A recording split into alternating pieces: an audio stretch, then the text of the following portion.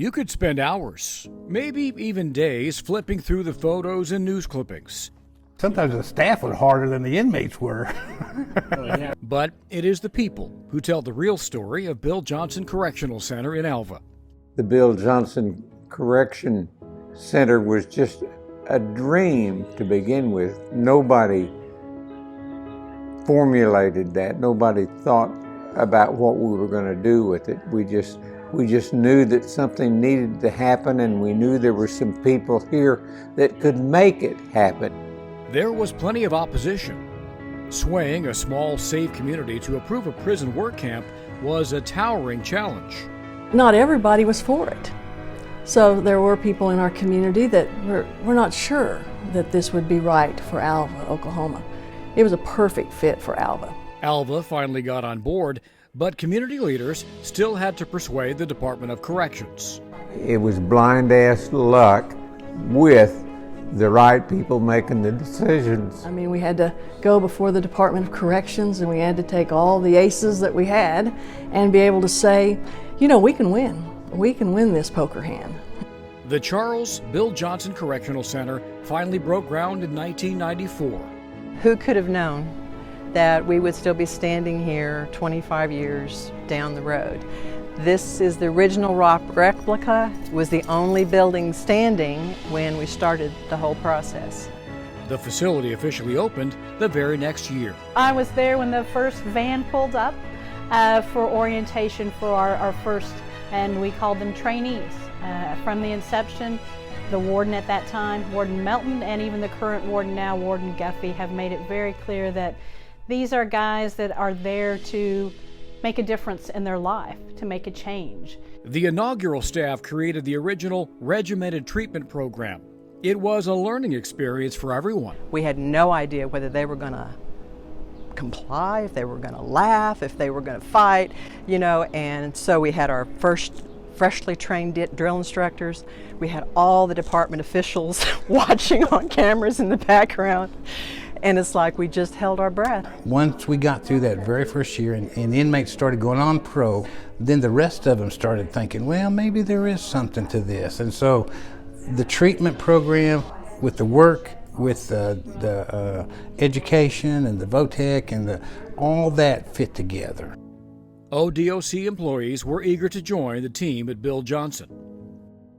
You hear the directors and you hear people from the local community talking about the goal of what was going to be there, and I decided back then I was to be part of that process. Launching a new facility was a monumental task. Teamwork was critical to their success. The staff really worked together pretty well, and that's really why 25 years later the facility is there, is because the staff works together. Since the inception, Bill Johnson has maintained a family-like atmosphere. The staff has always found time to squeeze in a little fun.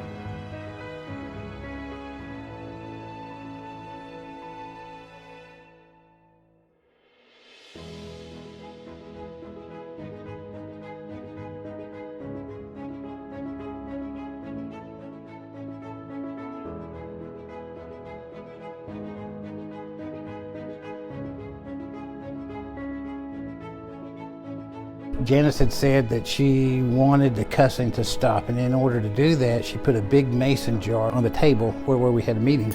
And so she said, anytime you cuss, you got to put in a quarter. And I think that our first Christmas party was paid for by that cussing jar. Bill Johnson Correctional Center is among the longest continuous running substance abuse programs in the entire state. There's not in building more prisons and locking them up. It's more about trying to rehabilitate and keep them from recidivizing. Discipline, accountability, and cognitive programming have all been the cornerstones to the unprecedented success here. We feel, being a community of strong educational resources, that, you know, education changes people. And what do these young men need? They needed education. So from getting their GEDs on into possibly earning a college education while they were incarcerated, that's pretty exciting.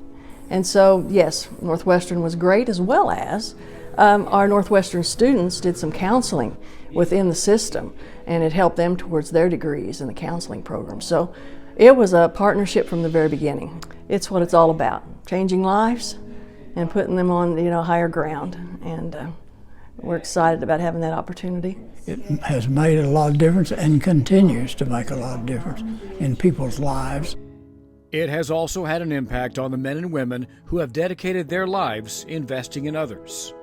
It helps if you buy into the process, but if you truly believe the process and you know that you make a difference, not only in an offender's life, but it affects their families, it affects your families, and it just makes it so much easier.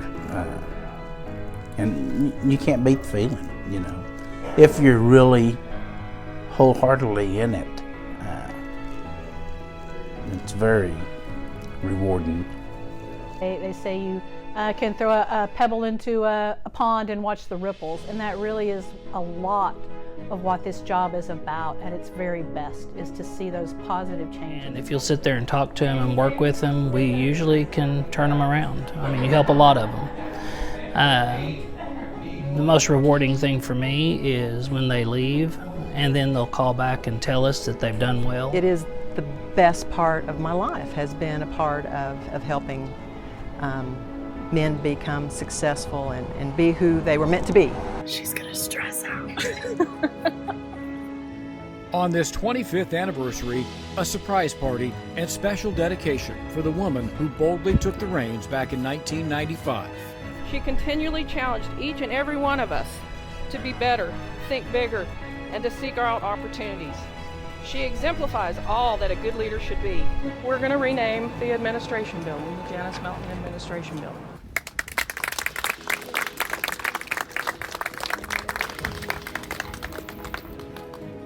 I thank you for this, and I wish you all well into the future, and congratulations on 25 years. And no telling what's still on the horizon. It will be here in 25 years. It will be here in 50 years. Yes, we're honored to have it here, and I think we are making a difference.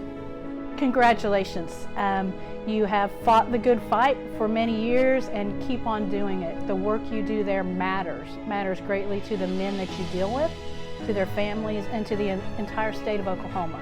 It's a wonderful, one-of-a-kind program in Oklahoma, and I am very proud to have been part of it, and I am still very proud to watch it from afar.